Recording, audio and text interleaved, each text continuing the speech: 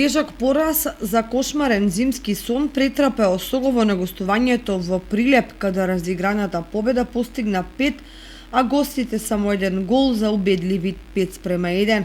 Ваквиот резултат е потврда дека големиот број доведени фудбалери всушност не биле засилување, туку само пополнување на бројките за да биде дел од првенството.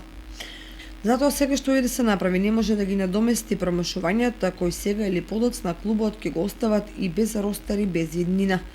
За среќа зимата е долга, пак има доволно време да се стави прстот на глава за да се побара одговор на прашањата што направивме и што треба да направиме.